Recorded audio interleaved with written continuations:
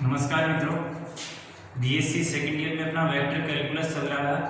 Vector calculus में 5th unit numerical analysis के जो साथ में है 5th यूनिट चल रही है। 5th यूनिट में अपन पढ़ रहे हैं डायरेक्शनल डेरिवेटिव। डायरेक्शनल डेरिवेटिव वाले चैप्टर में अपन ने सेकंड बी सेकंड सी पढ़ लिया था, सेकंड ए और सेकंड बी पढ़ लिया था। आज सेकंड सी स्टार्ट कर रहे हैं। सेकंड सी में क्या है, ये कह रहा है स्पर्श तल तथा अभिलंब। स्पर्श तल तथा अभिलंब यानी tangent plane and normal plane. Tangent plane and normal plane ये निकालना है। देखो टेंजेंट प्लेन और नॉर्मल प्लेन सीधा से मैं बता देता हूँ। आर वेक्टर कोई फलन दे रखा होगा एक्स वाई जेड में, यानी कि एक्स आई वाई जे जेड के फलन के टाइप में मिलेगा और वो किसी बिंदु पर वो आर वेक्टर मिलेगा, ठीक है। और आर नॉट होगा वो कोई बिंदु, नोट का मतलब एक्स वाई जेड का मान दे देगा ए बी सी पी पर, ठीक है। ये हो जाएगा आर नॉट। अब देखो ग्रेडियंट ऑफ एफ होगा, ग्रेडियंट ऑफ एफ निकाल लेंगे और ये r minus are not dot delta f equal to 0। ये होगा स्पर्श तल का समीकरण होगा। ये क्या होगा, स्पर्श तल का समीकरण, ठीक है।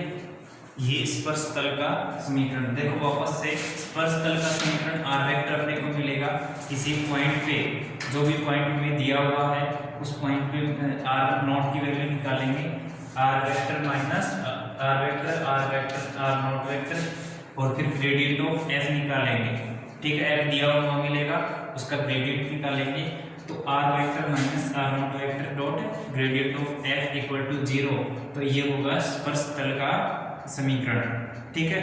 और समतल का समीकरण स्पर्श तल का, और ये अभिलंब का समीकरण। अभिलंब का क्या होगा, बिल्कुल same process, r vector minus are not vector का क्रॉस या डॉट प्रोडक्ट किया है या क्रॉस प्रोडक्ट करेंगे, डेल्टा एफ इक्वल टू 0। ये होगा अभिलंब का समीकरण।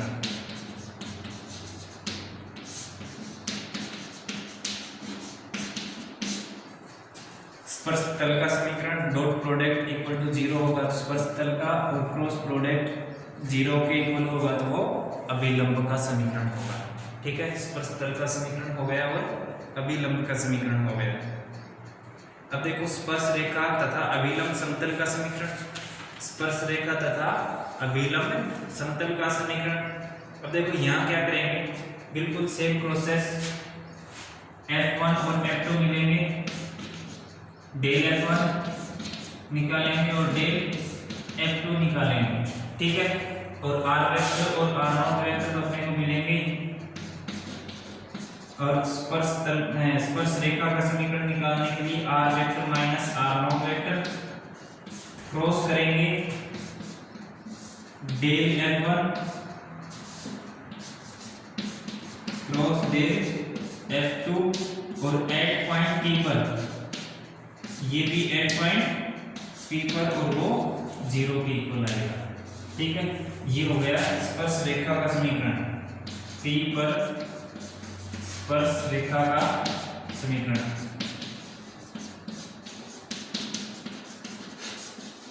ठीक है, आपको क्या चीजें पूछेगा, एक तो स्पर्श तल का समीकरण, स्पर्श रेखा का समीकरण, अभिलंब का समीकरण और लास्ट आता है अभिलंब समतल का समीकरण।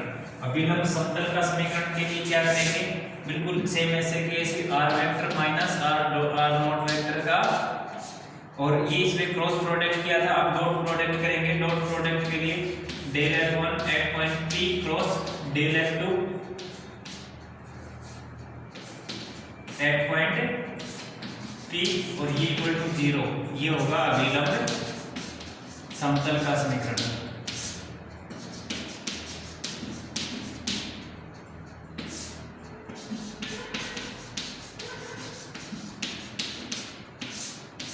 ठीक है, स्पर्श समतल का समीकरण और अभिलंब समतल का समीकरण। देखो आर वेक्टर अपने को मिलेगा कोई पी पॉइंट मिलेगा, उस पी पॉइंट पे आर नॉट वेक्टर निकालेंगे, r vector minus are not vector, f कोई फलन मिलेगा, डेल्टा एफ निकालेंगे, डेल्टा एफ यानी कि ग्रेडियंट ऑफ एफ निकालेंगे, r minus are naught gradient of f equal to 0। ये स्पर्श तल का समीकरण होगा। जब डॉट है तो स्पर्श तल का समीकरण, और क्रॉस है तो अभिलंब का समीकरण। ठीक है, नेक्स्ट स्पर्श रेखा का समीकरण निकालना है। स्पर्श रेखा का समीकरण निकालने के लिए f1 और f2 दो मिलेंगे फलन आपको, डेल f1 और डेल f2 निकालेंगे, यानी कि gradient of f1 gradient of f2 at point P पे निकालेंगे, r वेक्टर और r naught vector, r vector है उस P पॉइंट पे r नॉट वेक्टर हो जाएगा r minus r naught cross del f1 at P cross del f2 at P equal to 0। ये होगा स्पर्श रेखा का समीकरण। अभिलंब समतल का निकालने के लिए ये क्रॉस है तो यहाँ डॉट हो जाएगा, डॉट निकालेंगे तो वो अभिलंब समतल का समीकरण हो जाएगा, क्रॉस निकालेंगे तो स्पर्श रेखा का समीकरण हो जाएगा। ठीक है, ये चार चीजें हैं। सेकंड सी में ये चार चीजें हैं, इन्हीं चारों में से क्वेश्चन पूछा जाता है। देखो पहला एग्जाम्पल है, वो कह रहा है सदिश क्रिया के सतह, सदिश क्रिया से सतह x square plus y square plus z square minus 25 के बिंदु 403 पर स्पर्श तल तथा अभिलंब के समीकरण ज्ञात कीजिए। स्पर्श तल अभिलंब के समीकरण। ठीक है, अब देखो f दे रखा है आपको, ये सदिश क्रिया से सतह x square plus y square plus z square बराबर 25, f बराबर हो जाएगा x square plus y square plus z square बराबर 25 था, उसको लेफ्ट साइड में ले आएंगे माइनस का 25, ग्रेडियंट ऑफ f निकाल लेंगे, ग्रेडियंट ऑफ f एट 403 पर निकालेंगे gradient of f, r minus r not, r तो सीधा x i cap y j cap z k cap, r not 403 पर x की जगह 4, y की जगह 0, z की जगह 3 पर, तो x minus 4 y j cap z minus 3 k cap, r minus r not हो गया, ग्रेडियंट ऑफ f हो गया r minus r not dot gradient of f। ये स्पर्श तल का समीकरण हो गया। अभिलंब का निकालने के लिए क्रॉस प्रोडक्ट निकाल लेंगे। ठीक है, क्रॉस प्रोडक्ट निकालेंगे जो कि अभिलंब का समीकरण आएगा। ठीक है, नेक्स्ट क्वेश्चन कह रहा है सतह हो दो फलन दे दिए x square y square z square बराबर 9 और z बराबर x square plus y square minus 3 के बीच का कोण ज्ञात, कोण 2 माइनस 1 2 पर निकालिए। तो देखो f1 हो गया x square plus y square plus z square minus 9, f2 हो गया x square plus y square plus minus z minus 3। ठीक है, ग्रेडियंट ऑफ f1 निकाला, ग्रेडियंट ऑफ f2 निकाला। f1 आपके पास x square y square z square minus 9, f2 है x square y square minus z minus 3। ठीक है, gradient of f1 निकाला, ग्रेडियंट ऑफ f2 निकाला एट 8.2 माइनस 1 और 2 पर। ठीक है, अब देखो ग्रेडियंट ऑफ f1 और ग्रेडियंट ऑफ f2 दो फलन हैं आपके पास। अब देखो a वेक्टर और b वेक्टर दो अगर आपके पास हो, दो वेक्टर हैं, उनके बीच का कोण निकालना है, तो a वेक्टर और b वेक्टर हैं, इनके बीच का कोण निकालना है, तो a vector dot b vector equal to होता है a वेक्टर का मैग्नीट्यूड b वेक्टर का मैग्नीट्यूड और cos थीटा। a वेक्टर आपके पास है, b वेक्टर आपके पास है, a वेक्टर का मैग्नीट्यूड निकाल सकते हैं, b वेक्टर का मैग्नीट्यूड निकाल सकते हैं। cos थीटा बराबर होगा, cos थीटा बराबर होगा a vector dot b vector upon a vector का मैग्नीट्यूड इनटू b वेक्टर का मैग्नीट्यूड। तो यहां से थीटा बराबर आ जाएगा cos inverse a vector dot b vector upon में a वेक्टर का मैग्नीट्यूड डॉट b वेक्टर का मैग्नीट्यूड। ठीक है, ये आ जाएगा।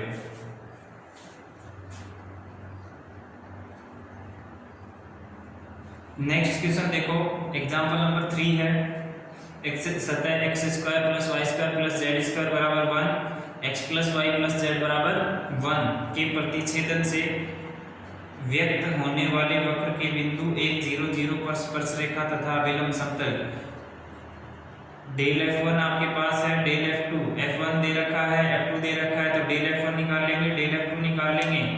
स्पर्श रेखा का समीकरण, स्पर्श रेखा का समीकरण, ये स्पर्श रेखा का समीकरण आर वेक्टर है एक्स आई कैप वाई जे कैप जेड के कैप, आर नोट हो जाएगा 1 0 0 पर, तो आई कैप हो जाएगा, आर नोट हो गया केवल आई कैप, तो आर माइनस आर नोट हो गया del F1 at point P यानी कि 1 0 0, तो डेल F1 हो गया, डेल F2 आपके पास आ जाएगा, del F1 cross del F2 निकालेंगे और उसका क्रॉस निकालेंगे इसके साथ यानी कि r माइनस आर नोट के साथ। ठीक है, ये जो भी मैट्रिक्स आएगी मैट्रिक्स से सॉल्व कर लेंगे और जो भी आएगा वो स्पर्श रेखा का समीकरण हो जाएगा। ठीक है, अब देखो स्पर्श रेखा का समीकरण इसमें अपने पास आया है y प्लस जेड बराबर 0 और एक x माइनस 1 बराबर 0, ये आए हैं x माइनस 1 बराबर 0 और y प्लस जेड बराबर 0, तो यहाँ से y बराबर माइनस का z हो गया यानी कि y अपॉन माइनस 1 बराबर z अपॉन 1 और x माइनस 1 अपॉन 0 बराबर y अपॉन माइनस 1 बराबर z अपॉन 1। ये आपने 3D में पढ़ा होगा। सरल रेखा का समीकरण इस टाइप से आता है x minus alpha upon l y minus beta upon m z minus gamma upon n। Alpha beta gamma पास होने वाले बिंदु हैं, LMN है रेखा के दिक् अनुपात डायरेक्शन कोसाइन। अब देखो x minus alpha upon m y minus beta upon m z minus gamma upon m, LMN है 0 माइनस 1 1, एल्फा बीटा गामा यानी कि 1 0 0, alpha beta gamma 1 0 0, LMN 0 minus 1 और 1। ठीक है, अब आगे कह रहा है अभिलंब समतल का समीकरण, अभिलंब समतल का समीकरण, अभिलंब समतल का समीकरण, अभिलंब समतल का समीकरण ये हो गया r minus are not dot del F1 at point P cross del F2 at point P। Del F1 del F2 ऊपर वाले से निकाल रखे होंगे, वो डायरेक्ट रखने हैं, डॉट निकालना है r माइनस आर नॉट के साथ में, वो अभिलंब का समीकरण आ जाएगा। ठीक है, अभिलंब का समीकरण आया है y minus z equal to 0। ठीक है, एग्जाम्पल नंबर 3 हो गया। एग्जाम्पल नंबर 4 लास्ट है, ये कह रहा है प्रदर्शित कीजिए कि सतह 5x² माइनस 2yz बराबर 9x और सतह 5x² y प्लस z³ बराबर 4 के बिंदु 1 माइनस 1 2 पर लंबवत हैं, 1 माइनस 1 2 पर लंबवत हैं, ये हमें प्रूव करना है। तो F1 और F2 दे रखे हैं, डेल F1 निकालेंगे डेल F2 निकालेंगे, del F1 del F2 at point 1 minus 1 और 2 पर निकाले। ठीक है, अब देखो लंबवत हैं, देख ये ए वेक्टर है ये बी वेक्टर है, ये ए वेक्टर है और ये बी वेक्टर है, दोनों के बीच का कोण क्या होता है A vector dot B vector equal to A vector का मैग्नीट्यूड बी वेक्टर का मैग्नीट्यूड cos थीटा। लंबवत है तो थीटा बराबर कितना आ गया 90 डिग्री, थीटा 90 रख दो यहाँ पे और दोनों साइड सेटिस्फाई करवा दो। थीटा 90 cos 0 हो गया, cos 90 का मान 0 हो गया, तो राइट साइड में 0 आएगा, यानी कि ए वेक्टर डॉट बी वेक्टर क्या आना चाहिए 0 आना चाहिए, यानी कि डेल F1 और डेल F2 दोनों निकालेंगे, del F1 dot del F2 अगर 0 आता है तो ये दोनों लंबवत हैं और 0 नहीं आता तो दोनों लंबवत नहीं होंगे। ठीक है, तो अपना इसी के साथ ये सेकंड सी भी लगभग खत्म हो गई है। इसके क्वेश्चन जो हैं एग्जाम में आए हुए हैं वो देख लेना, मैंने 4 एग्जाम्पल के चारों को डिस्कस करवाया है, यानी कि 4 सीधे 4, 2 में तो कोण पूछ रहा है और 2 में समतल का ये स्पर्श रेखा का समीकरण अभिलंब समतल का समीकरण और एक एग्जाम्पल में स्पर्श समतल का समीकरण और अभिलंब का समीकरण। 4 एग्जाम्पल चारों अलग अलग टाइप के हैं, चारों को करना है और इसी से सिमिलर एग्जाम में अगर आता है तो यही कॉन्सेप्ट लगाते हुए हमें सॉल्व कर लेना है। ठीक है, नेक्स्ट सेकंड डी की तरफ आगे बढ़ेंगे नेक्स्ट लेक्चर में।